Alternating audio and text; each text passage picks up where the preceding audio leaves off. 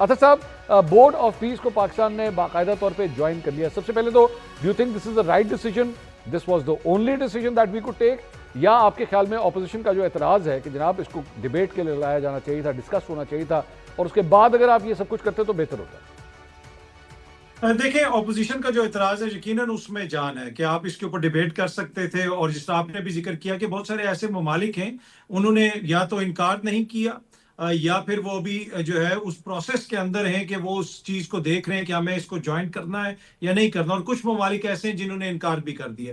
تو پاکستان بھی اس حوالے سے اپنی پارلیمنٹ کے اندر ڈیبیٹ کر سکتا تھا، اور جو اقوام متحدہ کا کردار ہے اس کے حوالے سے جو کوسچنز اٹھ رہے ہیں وہ بڑا امپورٹنٹ ہے.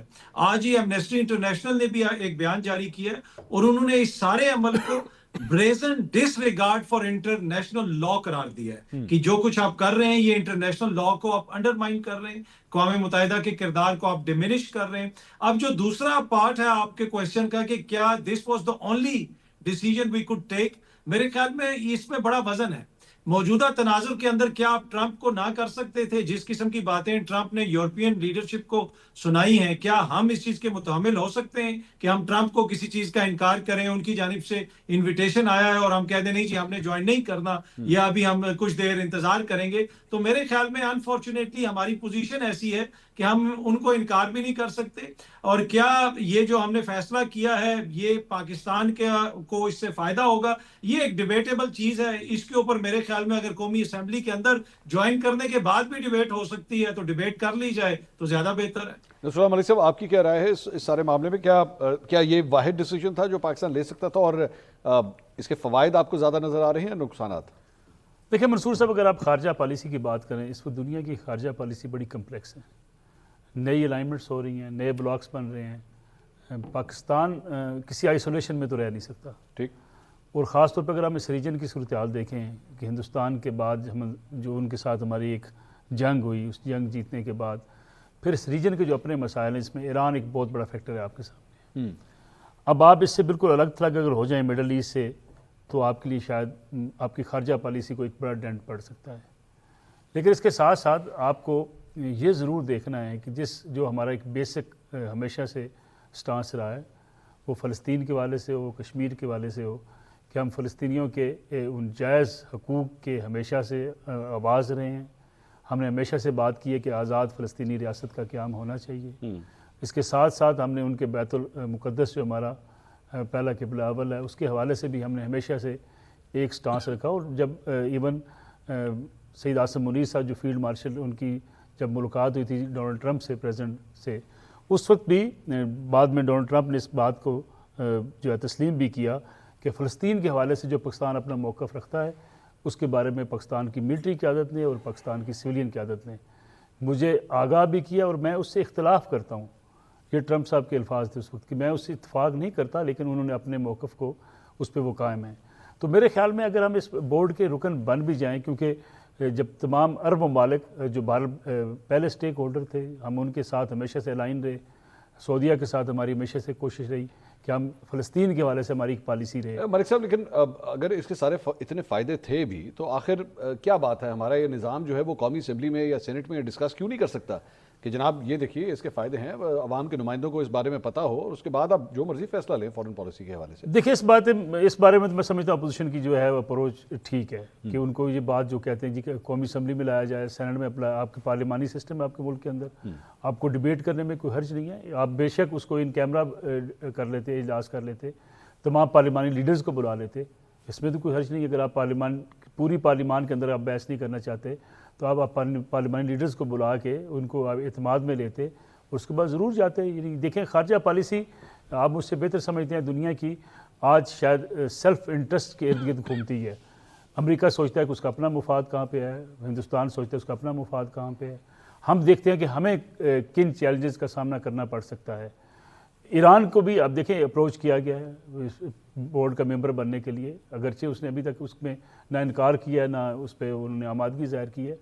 ہمیں ان چیزوں میں شاید جو جلد بازی ہوئی اس پہ اعتراضات بعض لوگ اٹھا رہے ہیں کہ ہمیں کچھ ویٹ کر لینا چاہیے تھا. ویٹ کر کے کئی ملک ابھی تک ویٹ کر رہے ہیں، چیزوں کو دیکھ رہے ہیں. البتہ دنیا اس وقت ایک نئی الائنمنٹ کی طرف جا رہی ہے. اب دیکھیں رشیا کا آپ سٹانس دیکھ لیں. رشیا جو ہے وہ گرین لینڈ کے حوالے سے امریکہ کا اتحادی بنا نظر آتا ہے کہ جی کوئی بات نہیں، آپ کو قبضہ کرنا چاہیے. اب دوسری طرف یورپ ہے، وہ امریکہ کے مخالف کھڑا ہو گیا. تو صورتحال یہ بن رہی ہے کہ اس میں ہر رشیا اپنا مفاد دیکھ رہا ہے کہ اگر گرین لینڈ کا ایشو جو ہے آتا ہے تو اس میں امریکہ اگر میدان میں آتا ہے تو وہ چاہتا یہ ہے کہ اس وقت یورپ ہے خاص طور پہ وہ ویک ہو اور رشیا اپنی پوزیشن وہاں پہ جا کے اپنی جو ہے اسے سسٹین کر لے. تو میرے خیال میں دنیا بدل رہی ہے.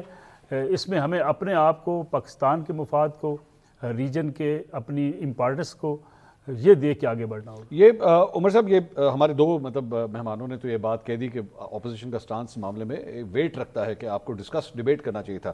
میں بار بار یہی سمجھتا ہوں کہ آپ کے ٹیسٹنگ ٹائمز آتے ہیں آپ کی ڈیموکریٹک روٹس کے حوالے سے، جب یہ پتہ لگتا ہے کہ ایکچولی آپ کے ملک میں پراپر جمہوریت ہے یا نہیں ہے، یا یہاں پہ بس ایک جگہ پہ ڈیسائیڈ ہو گیا اور اس کے بعد ان فیصلوں کو امپلیمنٹ کرنا شروع کر دیا گیا، ایون تو چاہے وہ فیصلے درست ہی کیوں نہ ہوں، لیکن اس کے اوپر پارلیمنٹ کی ایک مہر لگنا جو ہے وہ بہت ضروری ہے. آپ کو لگتا نہیں ہے کہ آج اس پارلیمنٹ کے حوالے سے اگر یہ اتنا بڑا فیصلہ کیا بھی جا رہا ہے تو آپ نے ایک امیج یہ دیا کہ واقعی آپ کی پارلیمان واقعی بہت کمزور ہے کہ جس کے سامنے یہ ٹاپک ڈسکس کرنے کی بھی ضرورت محسوس نہیں ہوئی؟ منصور صاحب، یہ بات درست ہے کہ یہ جو بہت بڑا فیصلہ ہے اس میں کوئی شک نہیں ہے، پاکستان کی اسٹیٹڈ پوزیشن ہے خاص کر فلسطین کو لے کر، اور اس کا ہمارے کشمیر کے ساتھ جڑا ہوا، ہم اصول کے ساتھ کھڑے ہیں بنیادی طور پہ کہ دونوں فریڈم کی یا اس حوالے سے ہیں. بات یہ ہے کہ اگر آپ نے اس قابل نہیں سمجھا اس ایوان کو، جو کہ مولانا فضل الرحمان صاحب بھی کہہ رہے تھے کہ چلیں جیسا بھی ہے ایوان تو ہے، اتمام حجت کے لیے صحیح، ہمیں آپ بتا دیتے کہ کیبنٹ میں فیصلہ ہوا ہے تو ہمیں یہ میسج آتا کہ کم از کم مسلم لیگ نون یا پیپلز پارٹی کی گورنمنٹ نے ایک فیصلہ کیا ہے. چلیں اگر وہ بھی آپ نہیں کرنا چاہتے تھے تو ہمارے یہاں ایک بڑا ہائیسٹ فورم جس کو نیشنل سیکورٹی کمیٹی کہا جاتا ہے، جس میں سویلین اور ملٹری لیڈرشپ دونوں بیٹھتے ہیں، وہاں بیٹھنا چاہیے تھا. دیکھیے جب آپ قومی مفاد کی بات کرتے ہیں، کوئی پاکستان کے مفاد کے خلاف کوئی بات نہیں کر رہا. بطور پاکستانی یہ میرا حق تو ہے کہ میری قوم یا میرا ملک کوئی فیصلہ کر رہا ہے تو اس میں آپ کی رائے یا میری ایک رائے ہے، اس کے پروز کیا ہے، اس کے کونس کیا ہیں، آپ کس بنیاد پہ یہ فیصلہ کر رہے ہیں. یعنی اگر ہم یہ صرف کہہ دینا کہ قومی مفاد میں فیصلہ کیا گیا ہے یا یہ الائنمنٹس ہو گئی ہیں تو یہ بڑا ویگ آرگومنٹ ہے. میں اس کی ایک مثال یہ دینا چاہتا ہوں، ہم نے اسی طرح کے فیصلے اس طرح سے جڑا ہوا کیس تو خیر نہیں، افغانستان کے معاملات کے اوپر بھی ہم فیصلے ایک طرفہ کرتے رہے، ظاہر ہے وہ پارلیمنٹ میں فیصلے نہیں ہوتے رہے، نہ کسی کیبنٹ کے اندر ہوتے رہے، وہ فیصلے ناکام ہو گئے.